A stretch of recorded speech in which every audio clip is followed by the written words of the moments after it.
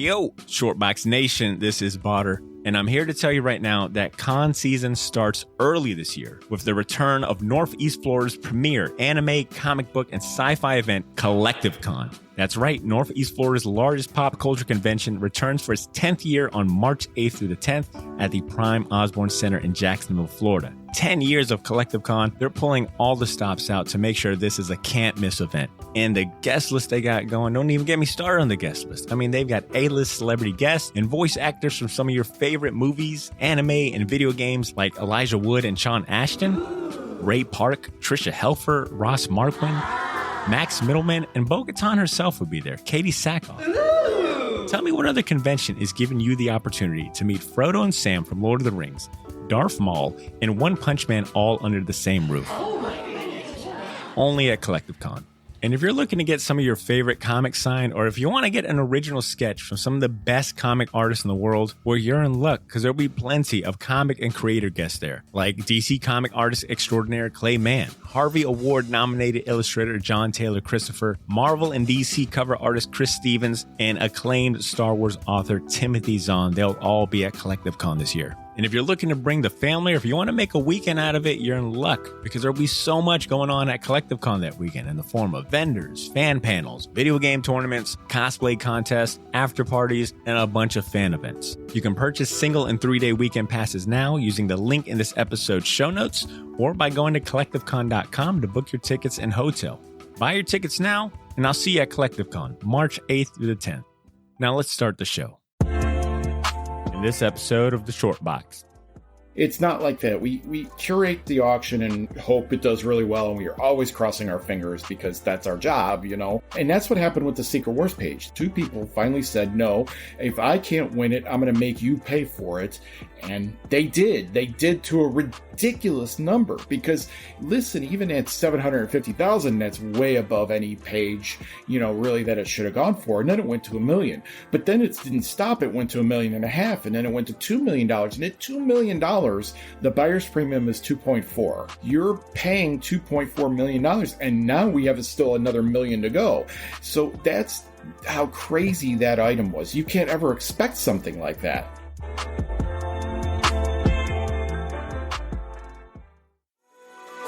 Ladies and gentlemen, I present to you the Short Box Podcast. The Short Box Podcast is recorded live from Jacksonville, Florida.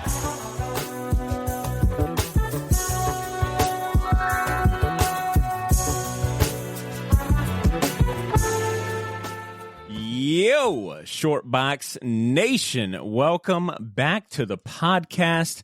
How's everyone feeling? If you're new to the show, welcome. My name is Badr, and this is the Shortbox Podcast, the comic book talk show that brings you the best conversations about comics and the pop culture inspired by them. This is episode 401, which means it's the official start of season 9. Now, most of you know every 50 episodes, we count it as a season. We're now in season 9.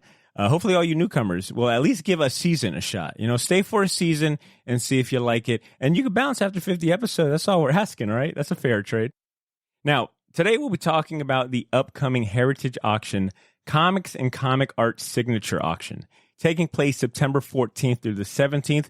If you're listening to this episode on the day of release, that means it's taking place tomorrow throughout the weekend, all right? So good news for you. Good timing, right? There's over 1,300 plus items in this auction, ranging from rare and holy grail comics to original art and hundreds of memorabilia and collectibles. It is a lot of cool stuff, as what I'll warn you, all right? And we're going to get into the nitty gritty. You can check out some of the items in this upcoming auction. I have a link for that in the show notes. You can follow along that way too.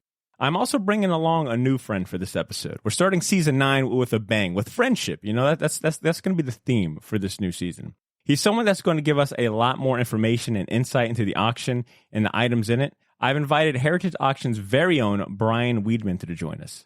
He's a comic book consignment director working at Heritage Auction, which, if you've never heard of Heritage Auction, maybe there's some folks out there that's scratching their heads. What is Heritage Auction? It is the largest auction house founded in the U.S. and currently serves more than 40 different auction categories. They do coins, sports, comics, historical, jewelry, original comic art, and a whole bunch of other categories. You've definitely heard us mention Heritage Auction a few times on the podcast because they always seem to be making news and headlines every other couple months. They're either setting or breaking world records anytime one of their comics and comic art signature auctions come around. Matter of fact, one of the most recent world records they set came in January of 2022 with a $3.36 million sale of page 25 from 1984 Secret Wars number 8. That's the comic that tells the origin of Spider-Man's black costume. That sale, that $3.36 million sale, remains the world's most valuable page of original comic book art. And if you thought that was a fluke, well, the year before that, their 2021 September Comics and Comic Art Auction became the world's most valuable comic book auction, selling $26.5 million worth of items. Look, without much hyperbole at all, they claim to be the undisputed internet leader in their field, and I believe them because they've got more than 1.5 million online bidders registered on their platform from all 195 countries in the world. Now, we're going to get to talking about some of the standout items and what goes on behind the scenes at the auction house when it comes to an epic weekend of auctions. But first, let's give a warm acknowledgement to the people that help us keep the lights on here at Shortbox HQ. Like our incredible sponsor, Gotham City Limit, Jacksonville's premier shop for comics, toys, and collectibles. You can take your comic shopping experience to the limit with store exclusives and variant covers you won't find anywhere else by shopping at GothamCityLimit.com. And a lot of love goes out to our Patreon subscribers, the best supporters a podcast could ask for. If you're looking to support the show in a meaningful, major way, or you want access to bonus episodes, early access to all of our content before anyone else, and other cool perks, sign up at patreon.com/theshortbox. Now, without further ado, Shortbox Nation, let's welcome for the first time ever, Brian Weedman to the show. Brian, how are you doing, my friend? Happy Friday. Welcome. Hey, Badr. How you doing? Thanks for having me. Brian, it is my pleasure. I cannot tell you how excited I've been leading up to this. We've been talking about this for months, yeah. Yes, we have. And you know what? It's been worth it just building up the hype. I had a chance to, I feel like, go through every single item in this upcoming September auction. And I'm ready to pick your brain, man. Well, let me interrupt. I kind of want to blow your mind before we start blowing everybody's mind. You know how you said we had 195, countries and we sell in every country? Mm-hmm. But that includes all the continents, too. That's one of the favorite stories around the owners. We have actually sold in Antarctica. There was a doctor that was bidding while in Antarctica on a scientific research mission, and he won an item while in Antarctica. So not even a country. We have the seventh continent that nobody thinks exists, and we got that too.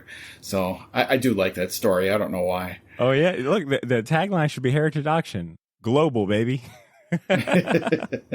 Now, Brian, you're based. You're living in Dallas, right? Because that's where the Heritage Auction main HQ is, right? Right. That is correct. Brian, you sound like a well-traveled man based on what I've been able to pick up via our emails and a little bit we've chat. Where are you originally? Are you originally from Dallas or Texas? No, I'm from Chicago. Okay. I grew up in the suburbs of Chicago. What do you remember about the comic scene in Chicago growing up? Oh, I mean, it's only been 7 years since I left, so it's not too far removed. Good, you had the main comic stores around there, Graham Cracker's Comics. That is, Jamie Graham owns that. He's a very well known dealer, comic book dealer on the in the convention scene. Plus, he's got 11 shops, I think. So he's got more shops than anybody in the country. So that's kind of who I grew up with. But the comic scene in Chicago was always very strong. That's kind of one of the Midwest hubs for it, You forgive the sneezing for my parrot, guys. I apologize. I do have a parrot and I'm at home, so she's going to interject her colorful commentary while we're at this. And Brian, before I ask how you got from Chicago to Dallas, I want to actually find out, what does the job of a comic book consignment director entail? Like, what does that mean in layman's terms? It means I go and I find, my job is to facilitate a sale of comic books. So if you have a comic book collection and you bring it to us, my job is to evaluate whether we can sell it for you or not. My job is to go look for them. We get a lot of phone calls to build a rapport with clients and to sell them on your behalf. So we don't buy comics in general from you. We're not going to say, hey, you have a $100,000 collection. Here, I'll give you $10,000 for it and then make all our money from the client. We actually sell them for you and take a percentage off the sale price. So the more money you make, the more money we make. That's our basic premise. Is it safe to assume your job is taking you to some interesting places, got you in front of some interesting people? Like, do any stand out? I was in Sydney and in New Zealand a month ago. I got to go across the world. Oh, wow. So yeah, for about $2.5 million. Wow. Last year, we sold $1.4 billion in collectibles. If you can encapsulate some of these sellers, or maybe like there's a standout interaction you've had, like what are some of these sellers like?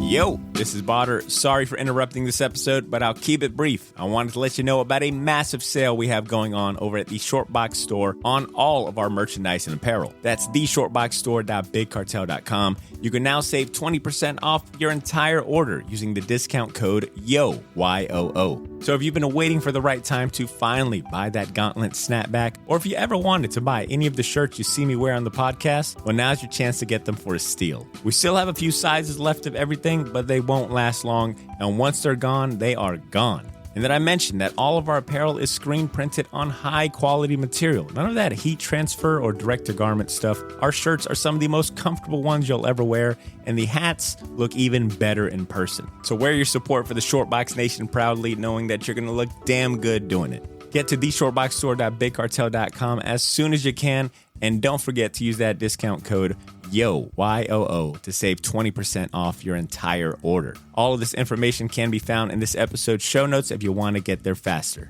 Thanks for not pressing fast forward. Now back to the show.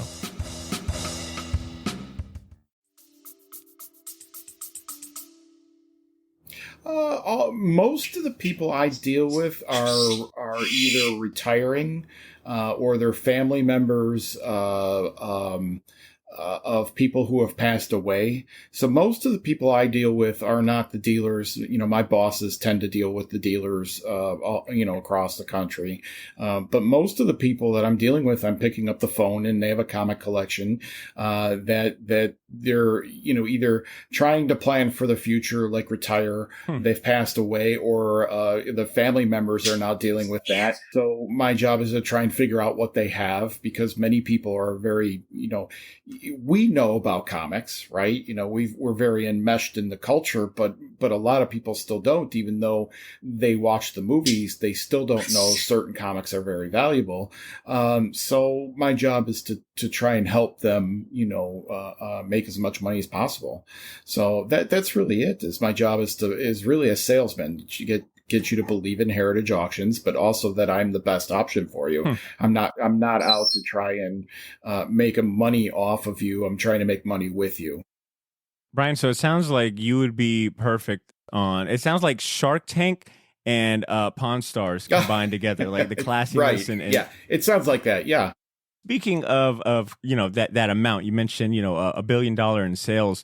I shared some of the records that Heritage Auction has already made or broke, and a lot of those, records are ones that you guys broke from your previous setting, which I thought was we do was it all pretty the time. Yeah, it's insane. Yeah, which is a major flex. One of the ones I didn't share in the intro is that Heritage Auction currently holds the world record for the highest price ever realized for any Batman comic. In 2021, they sold the finest known copy of Batman #1, age CGC graded 9.4, sold for $2.22 million, beating the previous record that was held by them. I was like, man, talk about a flex. These guys know how to sell comics.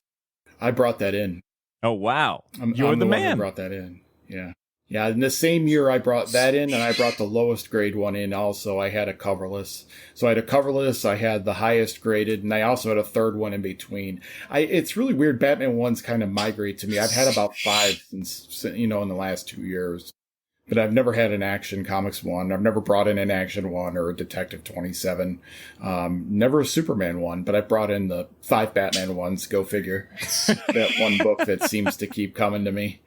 I like how you've been so exposed to rarity. You're like, yeah, I'm just a magnet. I'm a rare magnet. I'm a rarity magnet. I'm a Batman 1 magnet, but I'm not a magnet to the ones that, the Action 1 or the Tech 27 or anything like that. Would you say Batman 1 is the craziest find you've ever had? Like when you're flying out or, looking at collections, would you say Batman number 1 has been like the craziest rare one? Well, yeah. I usually deal with a lot of Silver Age. A lot of it comes to us. So I generally, before I fly out, I know what's in a collection before I fly. But I did get a collection from Canada that had made a Batman. There were some books in there that made a Batman 1 look common. Wow. There was a Better Comics 2. That came out of Canada. It's the only one that's been graded. It's the highest grade. It's like a 7.0, but that's like the Better Comics 2. Canada did a really weird thing in the 1940s. They stopped importing comic books. They didn't like the fact that all these comic books were coming in from the United States, so they started making their own and put a ban on comic books. And they started with Better Comics 1 was their Action Comics 1 in the Canadian line. Wow. And so we had a Better Comics 2 and 7.0, and that would be like finding an Action Comics number 2 in the attic in the highest grade possible, just out of nowhere. And that actually happened. It came in from Canada. And there were about 10 books like that nobody had ever heard of, nobody'd seen in 20 years, things like that. There were about 10 books like that in that collection, all highest graded. They were beautiful. Does being a historian, is that a requirement for the job? Because that's something I've noticed about you, Brian. Outside of like what you shared as far as your job, I noticed that on the Heritage Auction website, there's a blog section, and you write quite a few articles, and you seem very well versed in that golden, silver age and that atomic age. Like, was that something that you came to Heritage Auction already possessing, or is that like what you kind of picked up along the way? I knew all that ahead of time. I knew all that ahead of time. I know history very well. I minored in history in college. I was a major in political science. So I've got the kind of historical background, but as far as the job goes, it was more of who I knew, not what I knew, even though I knew a lot about comics. I'd been doing it for a very long time. But I got lucky to get into Heritage just because of who I knew. I mentioned Jamie Graham earlier, so he was very well known in the circuit, and my bosses knew him very well. He helped me get into Heritage. Okay. My mentor, who I learned a lot of the Golden Age, stuff from 25 years ago, he helped me get into the department. And so, but I've known this stuff for a very long time. I just kind of keep learning as I go. It's not always, the war stuff. I never would have thought 1950s war books would have been worth anything, 5 years ago. But, that's kind of when I learned how rare they are. And the more I learn, the more I research and sort of that's kind of how it comes about. Do you have a favorite era of comics, or a favorite pre-code age? Horror by far. So 1950 to 1955 is my favorite. People would still count that as Golden Age, or they would count that as Atomic Age. But by far, 50 to 55 is my favorite. And then Golden Age, I like. Silver Age is a dime a dozen. I'm sorry. I love, no matter how much I say I love Spider-Man, if you had any idea how many Amazing Fantasy 15s I've held, wow. I probably held 50 last year. Held 50. They're a dime a dozen. In my business, they are. I'm not trying to sound pretentious or snobby or anything. It's just, when you get them all the time, they're not as rare as you think they are. They're only rare because of the value. When you're in a place that sells a lot of value, you see a lot of them. What you don't see are things like 1950 to 1955 pre-code horror, pre-code war comics, because they don't exist as much. The census might be 20, census might be 10 on a lot of those books because they were burned. We had book burnings in America. During that time, we had the Comic Code Authority coming out, and they were censoring all this stuff. There was a lot of all this stuff. So those are very, very rare books. Brian, I had a feeling that I was going to not only get a history lesson on comics and an insight into how, auction houses work, not only entertain, but I feel like my perception of rarity is about to be blown through the roof. It already is. You're sitting here explaining to me why, pre-horror books might hold a little more rarity than the what's the phrase I'm thinking of? Than the typical, I guess when you think typical like rarities in comic books, maybe as a casual fan or just someone that's, just been raised on the big two, your mind definitely goes to like the ASM 15s and, the Detective Comics one and all those.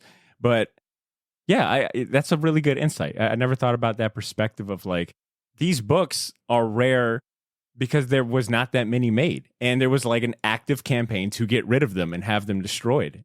Right. And so, yeah, in 50 to 55, it was definitely like that. You had an active campaign. There were 250 publishers in the country in 1950. By 1955, there were 5. So you lost 98% of all the comic publishers in the country in 5 years. And the reason for that was juvenile delinquency. It was getting bad enough to where the parents needed a scapegoat. Instead of being a parent, they wanted to blame comic books or this, the Dr. Wortham, Frederick Wortham wanted to blame comic books. And so he doctored his research. He said, oh, well, all juvenile delinquents are juvenile delinquents because of comic books. But he was saying that because all juvenile delinquents read comic books along with every other person in America. Yeah, 1950s, those comic books were basically Mortal Kombat, like the average Mortal Kombat now. Right. Let's shift gears to last year. All right, let's like fast forward just a little bit to last year. I mentioned in the intro, you guys, Heritage Auctions set another record with that sale of that Spider-Man. From the sale of that page from Secret Wars number 8, it was everywhere. I mean, we covered it. A few other podcasts covered it. I feel like every, not just comic book news outlet, but other like prestigious news outlets were also talking about that sale. Were you involved in it? How does your team or department, like, how do you guys celebrate like those moments? Like, is it to the point now where you guys have done it so many times, it's like, yay, or is it still like, wow? We look at each other like we're stupid because, everybody, really seriously, because that was, come on, there's no way that page was worth that much in our eyes. We tell a client, hey, look, we think it's going to go from X amount to X amount. And I think I saw the estimate at that point. It was like $300,000 to $500,000. I said it was going to go for $500,000 to $750,000 because it was a big page. And then, if you were watching that, I was watching that. My wife had COVID, or one of us was sick. There was a reason I wasn't at the auction for that, but I was watching it remotely. And I was at 750. It stopped. It stopped dead for about 10 seconds, and the auctioneer was going to, start winding it up, and then all of a sudden, the next bid came in, and it didn't stop at that point until $3 million, it's later. So it was just that situation that it escalated to a point we just couldn't believe. Wow. So even blew your I mean, it sounds like a lot. Yeah. Is there a particular item in this lot? And we can go into more detail about the specifics of this lot or the standouts, but is there an item in this lot that you're thinking that your team feels confident might be the golden child or the crown jewel of this lot for this week? No, it's funny. We don't ever really go into it. Like, I mean, yes. So, the Punch 12 is a big deal. Anything we put on a cover is a big deal. There's an incredible, Hal Foster, not Hal Foster. Flash Gordon strips that came in as some of the best Flash Gordon strips we've ever seen. The one that's in the sale is kind of the inspiration for Princess Leia. I mean, that is an incredible piece, but it's not like that. We curate the auction and hope it does really well, and we are always crossing our fingers because that's our job, but we never expect a $100,000 item to go for $3 million. We never expect a $1 million item to go for $5 million. It's not like that. We hope it will, but you can't gauge those instances. You can't ever know that's coming because those are two people who they have a lot of money and they want the piece more than anybody else. And there's two people like that. And they fight over it until somebody finally plays chicken and they throw in the towel. And that's what happened with the Secret Wars page. That's exactly what two people finally said, no, if I can't win it, I'm going to make you pay for it. And they did. They did to a ridiculous number because, listen, even at 750,000, that's way above any page, really that it should have gone for. And then it went to $1 million. But then it didn't stop. It went to $1.5 million. And then it went to $2 million. And at $2 million, the buyer's premium is 2.4. You're paying $2.4 million, and now we have still another $1 million to go. So that's how crazy that item was. You can't ever expect something like that. And it just won't. And it doesn't happen really on a comic book. It does happen every once in a while on a comic, but not on that kind of scale. Something we think is going to go for 75,000 goes for 200 maybe, but it's not on a scale of it's a $1 million book and it goes for 10. That doesn't exist, for a comic really. Could you speak a little more about the curation that goes into these auctions? Because I guess I completely overlooked that part. That someone's got to, I guess in my head, okay, you guys went out maybe for a quarter of the year, got all these collections, and you're like, okay, this is everything, let's put it on. But it sounds like, right? It sounds stupid, right? But it doesn't, because other auction houses do that because they're very, very small. And so they only have 2 sales a year, or something like that. Whereas we're so large and there are so many people in our department all doing, I'm one of 10 that are doing this. Gotcha. So I don't even see 1% of the auction that goes into sale until it's out. When the sale comes out, then I see it. Like, I do like the variety, like you guys have obviously like the clear holy grails, the cliche holy grails. And then there's like so many different pieces of memorabilia and like original art. And then you guys have sketch. I like the variety, I guess is what I'm saying. Can you talk a little more about the mindset and the work that goes into curating, an auction with over 1,300 pieces? We put those signature sales together. There's 5 a year, and we carefully pick the best of the best. Okay, so that's the signature sale. We have 52 sales a year of just weekly sales that a lower grade Amazing Fantasy 15 will go into, that an Amazing Spider-Man 1 will go into, that the 20 other copies of every X-Men 1 that we get, only the 8.0s and or above go into the big sale. The rest of it all goes into the weekly sale. So we have all these different venues for that.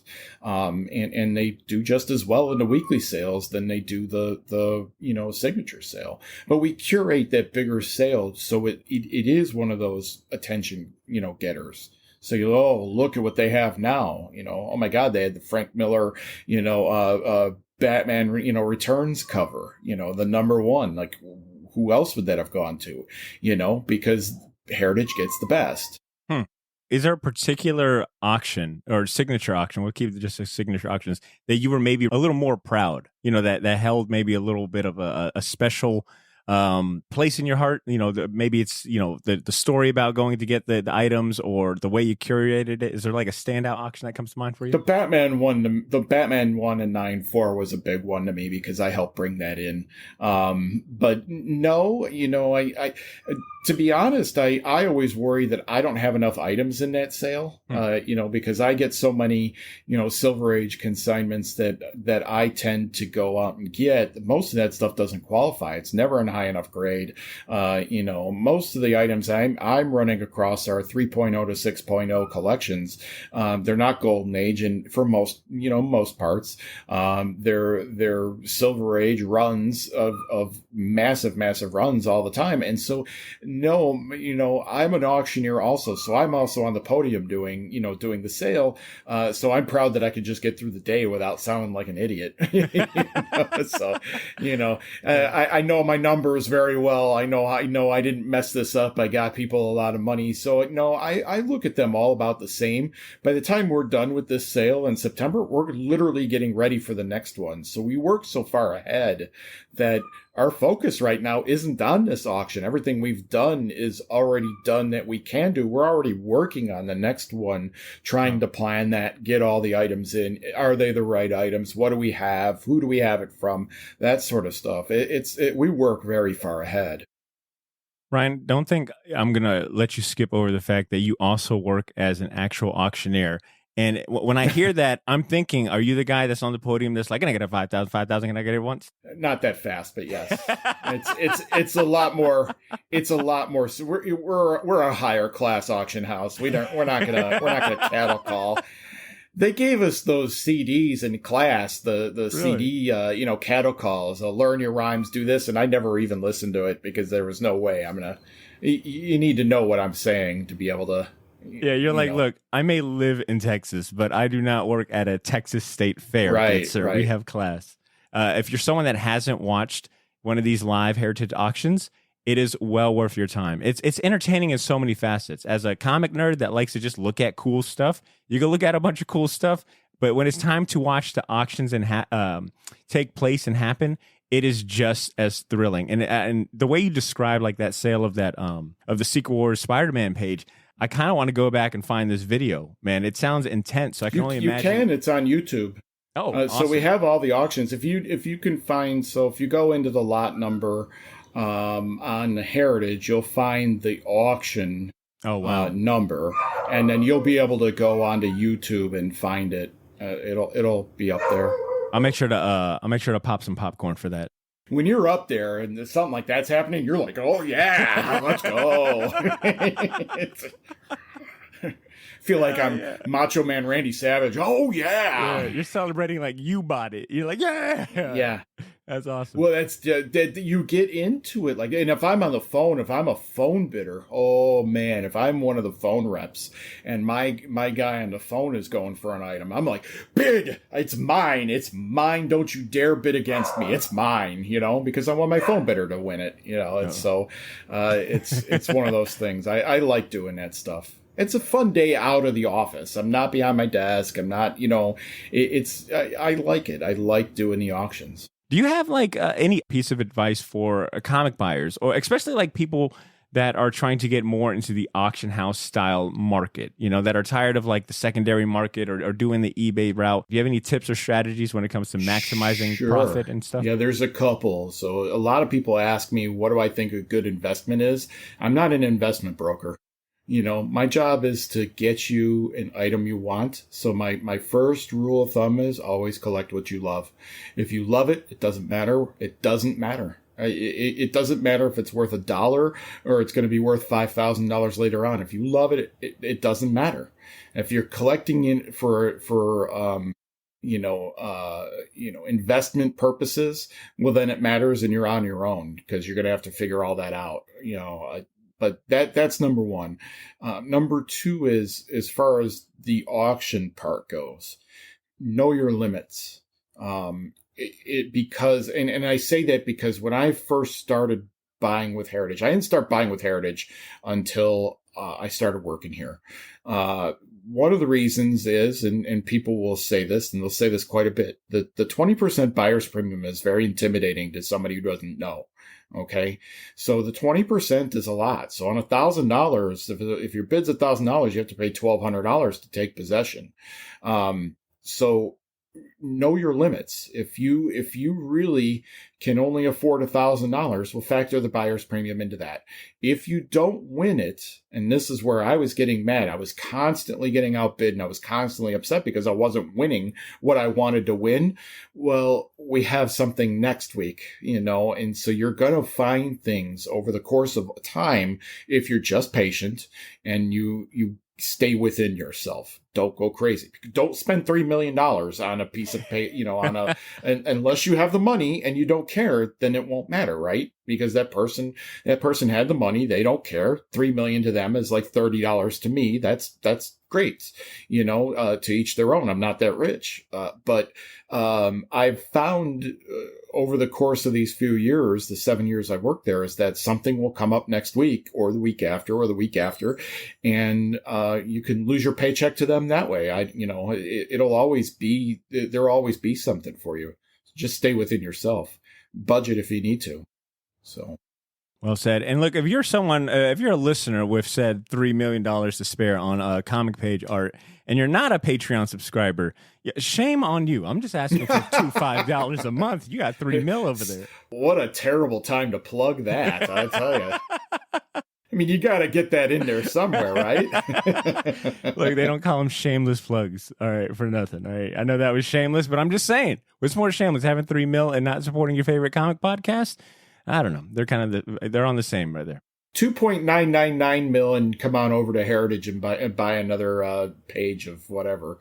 I wish I could afford. I mean, that Secret Wars page. I love that page. I have a picture of me holding that page. Oh wow! Before it's sold, and because that's what got me into comics.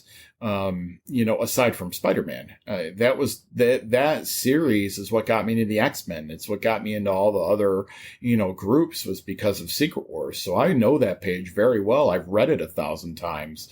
3 million, man, I wish I could afford that. That's. Brian, I guess, do you guys, as an auctioneer, as a consignment director, do you guys get any special privileges or first dibs when it comes to some of the items you guys get? You've never made I have to bid and win it just like anybody else. What's been the best thing you've bid and won?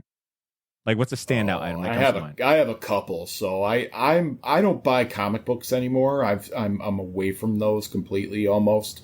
While I do still have some, I'm really transitioning out because I can't hang them on my wall. I've learned, you can see kind of behind me. I'm a big fan of Bugs Bunny and animation cells. I'm a big fan of animation cells. So I have a Batman, the animated series, Riddler, animation cell that has about 10 Riddlers on it. Oh, that's cool. So I've got that. But I own an original Vargas preliminary. Vargas was a pinup girl, illustrator in the 1950s. And I didn't think I'd ever own a Vargas. They're very expensive. They're very rare, way more rare than a comic book. And I just happened to get one. I got lucky. I got lucky. That's all I can say is I bid the right price. It was the right amount. And I won it. Brian, you're a very classy man. You've said it yourself. You had Amazing Spider-Man 15 so many times. You're just I get it. You're now elevated. You're talking animation cells. You're talking a pinup girl illustration, original art. Not really class. It's just, like I said, it's collect what you love. But the problem with comic books to me was I was a dealer in the 90s. And so the problem was always money. It's always worth this amount. It's always worth that amount. But with an animation cell an animation cell is really original art. It's one of a kind. Even though there are 24 cells in a second, each one is different. And so that's what makes up the movement. So none are two, no two are alike. So I can say it's unique. And when I hang it on the wall, I won't lose the color off of it. And artwork is one of a kind. Comic art is one of a kind. And so I put that on the wall and I won't lose the inks off it. Whereas if I put a comic book on the wall, I can only just look at it anyway and the cover will fade. I have to keep it in the dark in a box in the closet. And that's not what I want. I want to hang things on my wall and look at them, no different than anybody else. So, which is a cautionary tale, by the way. If you're one of those people who have comic books and you put them on your wall, get them off your wall. I promise you will regret it 20 years from now. If you do not, you are actually bleaching them, no matter what kind of light they're in. At some point, you are going to damage the book. Get them off the wall. Take really nice photocopies of them, high quality, high grade. You can put those on the wall instead, but don't put your comic books on walls. It'll kill them. This episode is chock full of interesting facts and helpful information. That's how we're coming out the gate for season 9, folks. Brian, how about we talk about some of the standout items that are in this September 14th through 17 comics and comic art auction, number 7341, if anyone's looking for a reference number. Let me share my screen if you're watching on the video version. We'll try to describe everything we're sharing if you're just strictly audio. Okay, so I gave us both the homework assignment of picking a few items from the auction that really stood out to us. You sent me two, so I want to start with yours. And we are looking at Punch Comics number 12. Tell us a little bit about this book here. Why'd you pick this one? So this is a classic cover. Again, it's a pre-code horror book. It's probably one of the hardest to get, even though I've seen about 7 copies in the last 5 years. There really, I think, are only like 20 or 25 on the census, right around that number.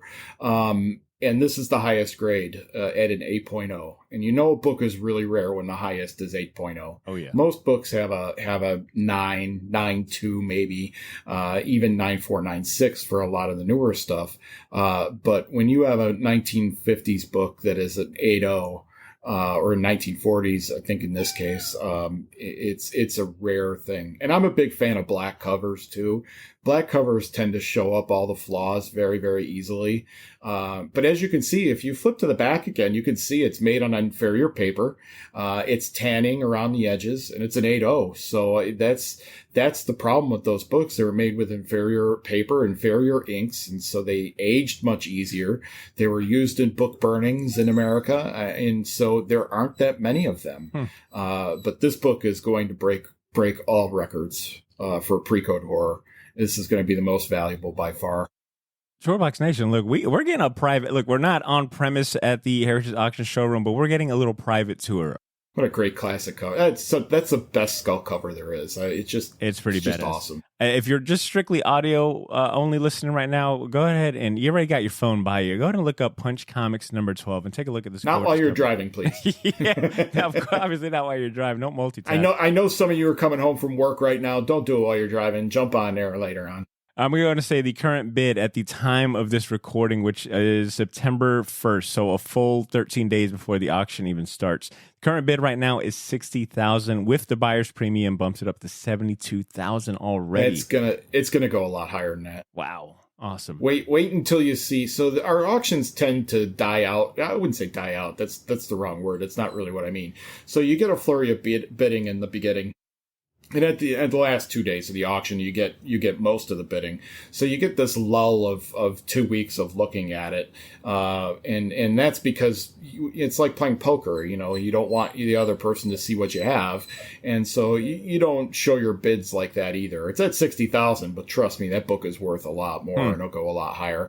I imagine you've probably got a lot of insight on the psychology of people, and especially when it comes to buying. You know, you mentioned like earlier about that, the bid between the two folks and that psychology of like, well, if I can't enjoy it, I'm going to make it, as painful for you to enjoy it as well. Yeah. You know how I know that? I do that. I get so mad when I'm not getting the item I want. Do I push the person? You better believe I do. I'm a jerk. I don't, because I want the item. Darn it. Stop bidding. So all's fair in the Heritage Auction Love and War. All right, Brian, your second item that you wanted me to highlight was this item right here for our audio listeners. This is a Dan DiCarlo and Allison Flood, Veronica number 28, original cover art. Yeah, original art for the said cover. This is a classic cover. In the modern age, there aren't many classic covers. You have an Amazing Spider-Man 300, but that's more Copper Age. This is really a modern book, but it's considered a classic cover. I would be very surprised if this book doesn't go way, way higher. Or this, not book, I'm sorry, the cover art. Because you've got Archie and Reggie sitting outside in the cold, and she's in turn, she's in a bikini, doing a butterfly dive, into the pool, and they're steaming up the windows. That's about as racy as you can get for the 90s and the 2000s, and keeping it PG rated. But yeah, so the client that has this has a bunch of DiCarlo covers, and which is one of my favorite artists for Archie, and they're all bikini covers, and that's what sells are the bikinis. That's why Archie is as popular as he is. Even for Archie, sex sells. Even as tame as it is portrayed. He's not. No, you don't know Archie then, because I thought the same thing until I started working for Heritage.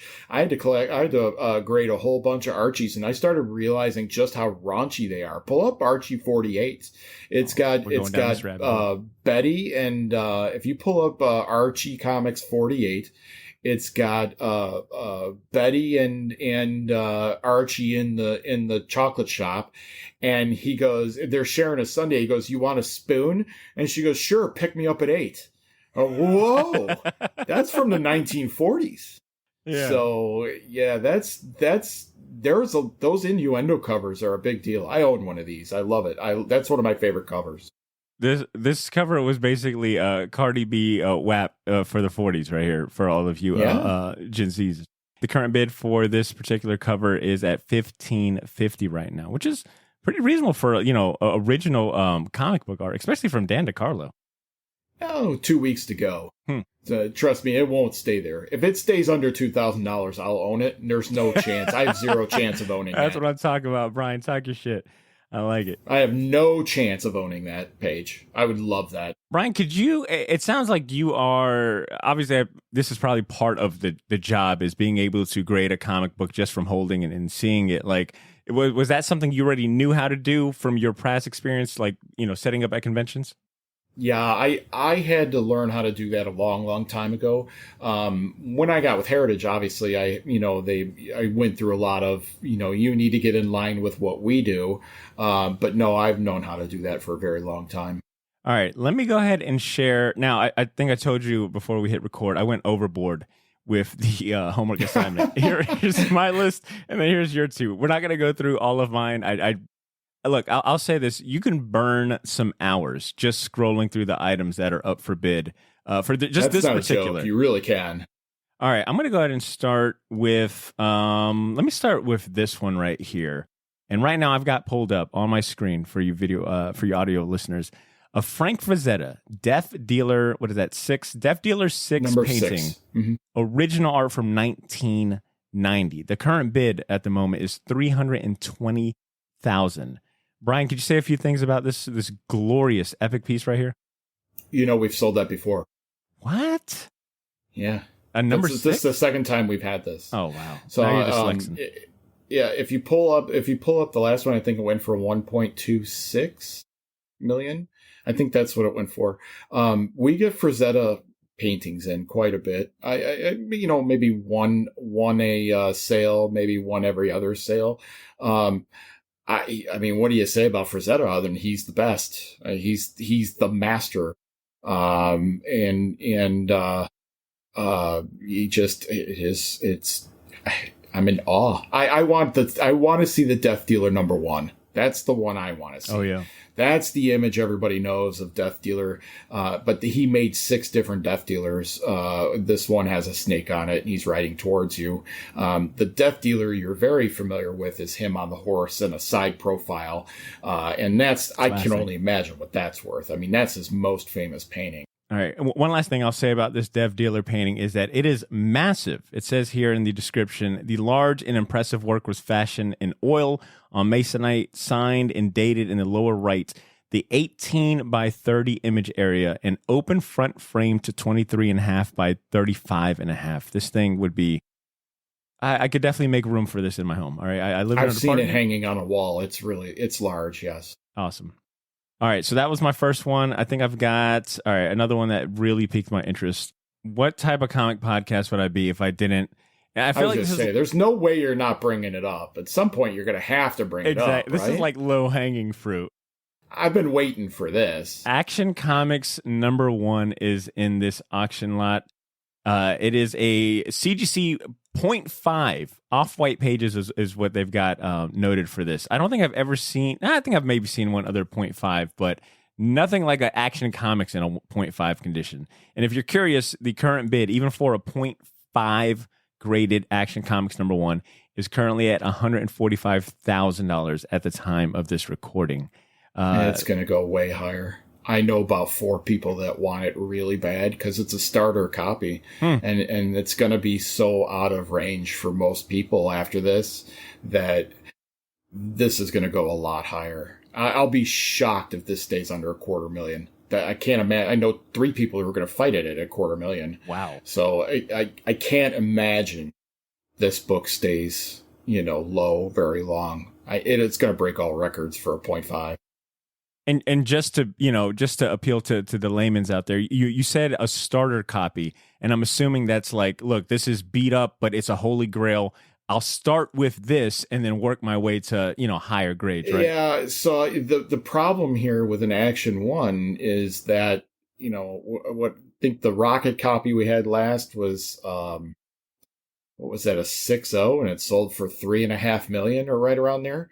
So your problem here is that we haven't had anything in 7 years I've been here. We've only had 5.5 or above. So we've had a 5.5 and a 6 and had nothing under that, unrestored, that is. So you have a starter copy that's in low grade. And so people can get together a couple hundreds of thousands of dollars. Wow. But the question is how many hundreds of thousands of dollars. A group technically, technically the book should be $250,000. That's about really where it should fall. But because you don't see anything, below in the 4.0, 3.0, 2.0, 1.0 range, they're going to fight for this. And because they're going to fight for it, that's going to set a record, which is then going to take the 1.0 to 1.5 to 2.5s and push them up to a really high level. So they're not starter copy available anymore. You can't just pull a couple $100,000 together. You'd have to pull $1 million together. And that's going to be what the problem is after this book. What is a 1.0 really going to cost you? It's going to cost you way more than a 0.5. So it's going to defeat itself. It's going to become so expensive of an item.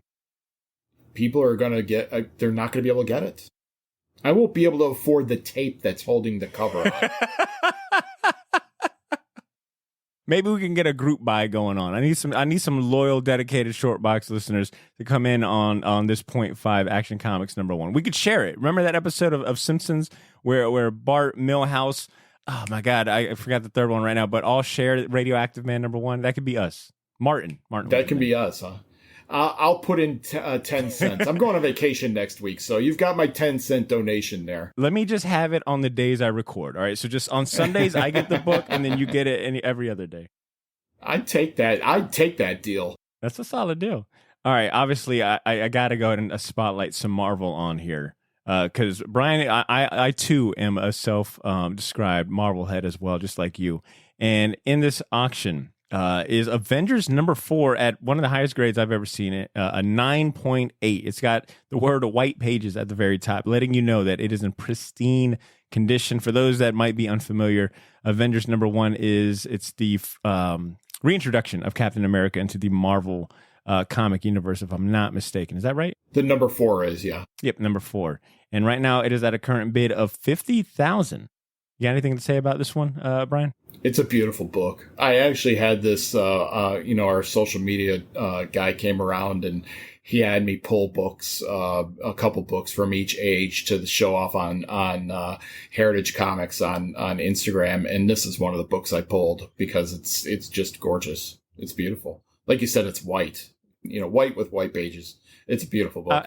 The way you guys have these items listed, like you could just tell a lot about it just from your item descriptions. It's like, and we'll tell you what color the pages are, so you know what time it is. You know what? Let's just kind of stick to low-hanging fruit. Holy Grails. Low-hanging fruit. There is no low-hanging fruit. Well, I guess just easy, a name, traditional name brand Holy Grails when it comes to comics. And we got a Batman #1 CGC 3.5, which is a very good off-white pages for those curious, sitting at a current bid of $135,000. Got anything to say about this one, Brian? It's the first appearance of Joker and the first appearance of Catwoman. So, everybody will argue that the third most important Golden Age book is Superman 1. You'll never hear me say that. It'll always be a Batman 1. First appearance of Joker, the best bad guy that exists, the first appearance of Catwoman, and it's not a reprint story. Those are all original stories, as opposed to the Superman 1, which is a reprint story. So I've always liked this as the third best, Golden Age comic book, third best comic book that exists. I'd want this over Superman 1 any day, although Superman 1 is by far rarer. I mean, on an order of 3 to 5 to 1. It's very rare. I think I like Batman 1 just from a cover and art perspective. Like, it is such a beautiful cover. Like, I love how Batman and Robin both pop from the cover because of the yellow and the red background. And very dangerous to fading, too. So it can fade very easily. Reds and yellows fade very easily, so you don't want to keep it in the light. The more you know. And I mean, that classic masthead, too. The logo. Yeah. So good. Awesome. All right. Okay, let me pick two more. You said two more ago. I know. I lied. Look, the listeners know I really get into like homework assignments like this. I'm always going to go way above and beyond. So we'll just go a little quicker so we could do the remaining a few that I got on here. So, all right, I'm going to move away from CGC graded comic books. I want to get into some of the original art that I found. For starters, there is an original art by Kevin Eastman, one-shot Raphael TMNT comic book from the 90s. You guys have page 21, which shows Casey Jones. And I think this might be the page where it's his first. I know this comic. It's one of his first drawings. There we go. Yeah.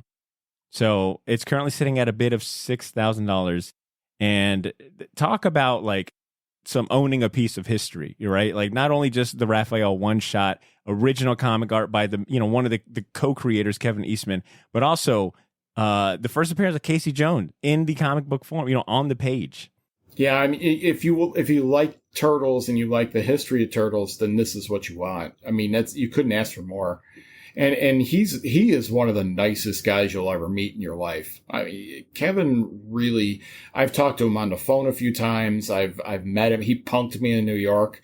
He completely was messing with me in New York last year. It was the first time I had gotten to meet him. But the nicest guy you could possibly ever meet. And it's amazing. It's nice to meet people who know, like their fans, want to be around their fans. Yeah. And he's one of them. So this is going to be a big deal. It's a big deal because it's the first appearance. For sure. I see this one going up. But how often do you guys, I guess, deal with the like comic book artists, like buying stuff from them? Like, how often do you guys have like comic book artists wanting to sell? Yeah, so I'm, it depends on who has passed away. We had the Murphy Anderson, collection, and he kept everything. But it really depends on what the artists themselves have held on to. Kevin, we've had a bunch of Kevin's stuff because he's given it to us, and it's been from the personal collection of Kevin Eastman. So I don't know what else he still has, but it keeps coming because it would be nice to be an artist and to me be able to, I wish I could draw more than just stick figures because I could just I could just draw money every time I do something. You know what I mean? I wish I had Kevin's talent. I just draw money. Anytime he puts pen to paper, he makes money. He's brilliant. He's just like Tom McFarlane. It's like he can print money. He literally has the power to print money. Literally has a printing press at his fingertips. Next up on my list is this John Byrne Wolverine illustration, original art from 1979. It's also colored, looks beautiful. John Byrne drawing X-Men, Wolverine. Its current bid is at $550, which, once again, for a 1979 drawing by John Byrne, original art, it looks awesome. It is, 10? It's basically, let's call it 10 by 8. The 10 by 8 piece of artwork. I'm not a fan of convention sketches. I try and go for, published items. But again, that's what a lot of people like. And if you're going to do that, go for this one because for sure. It's got the yellow costume. They've already shown the yellow costume is going to be in Deadpool. Good point. It's a big deal.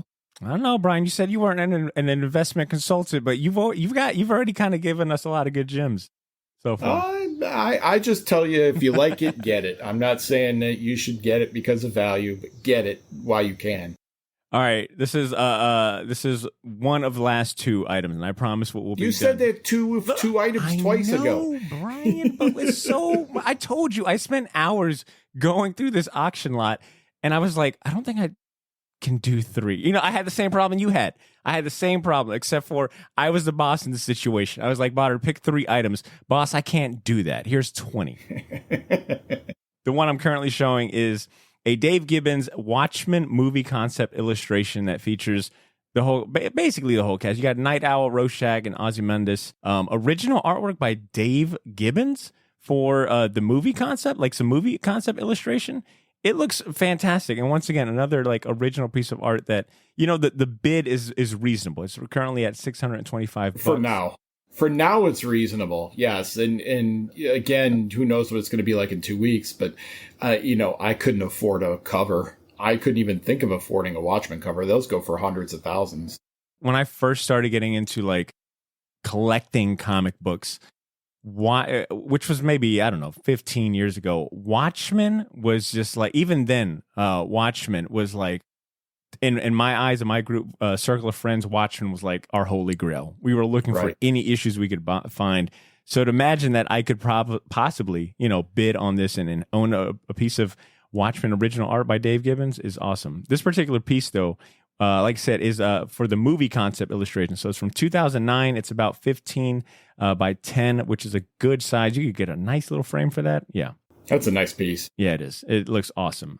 Last but not least, and it kind of ties back to what you said about your own drawing skills, Brian. And this might be the most, you know, out of all the cool stuff I showed, this next one made me a little emotional, brought a little tear to my eye.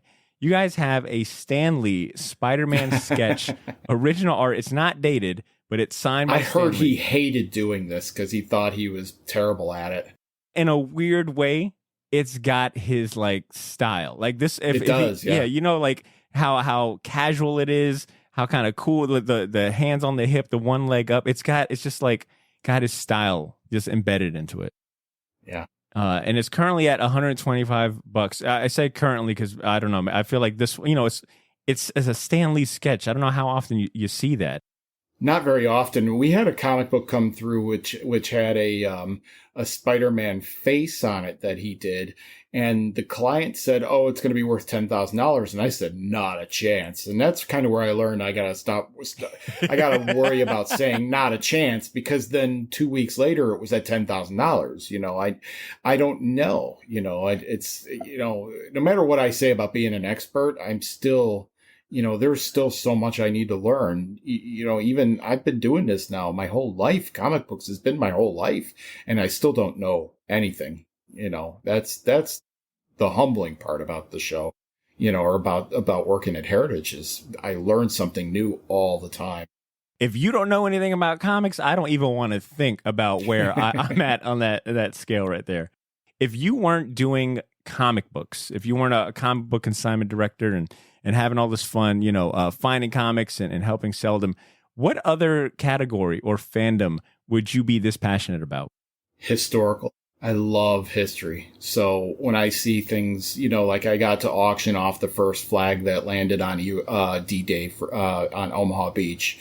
Wow. I got to auction off an Enigma machine. I got to auction off the flag that was sitting on the Nagamoto when they said Tora, Tora, Tora to bomb Pearl Harbor. Those are the things I would love to see. I love history.